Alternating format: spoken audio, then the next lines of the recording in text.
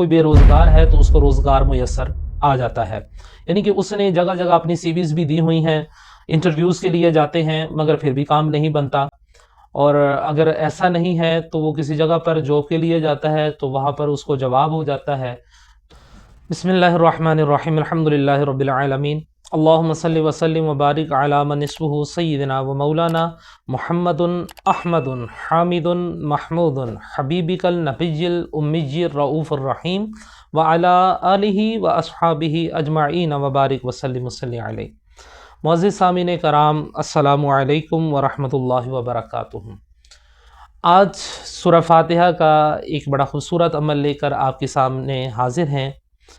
ये वो अमल है कि जिस अमल के करने की बरकत से अगर कोई बेरोज़गार है तो उसको रोज़गार मुयस्सर आ जाता है। यानी कि उसने जगह जगह अपनी सीवीज़ भी दी हुई हैं, इंटरव्यूज़ के लिए जाते हैं मगर फिर भी काम नहीं बनता।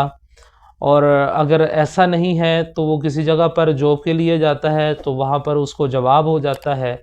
तो काम यानी कि बन नहीं रहा, रोज़गार कोई मुयस्सर आ नहीं रहा। तो उसके लिए बड़ा खूबसूरत अमल है।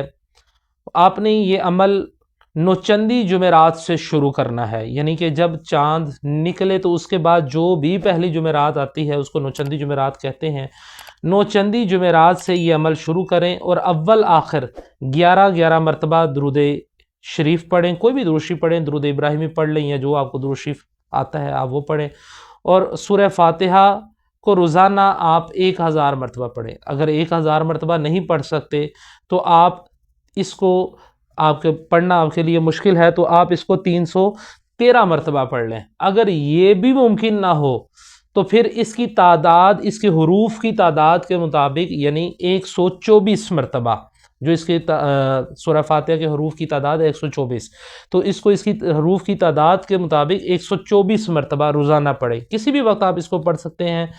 40वें दिन पूरा होने तक इंशाअल्लाहुल अज़ीज़ आपके वो जो मामलात हैं वो पूरे भी हो जाएंगे और आपको बहुत अच्छी जो है वो जॉब मुयस्सर आएगी और अल्लाह रब्बुल इज़्ज़त आपको ऐसा रोज़गार अता फ़रमाएगा कि वो आपके वहम गुमान से भी बाहर होगा।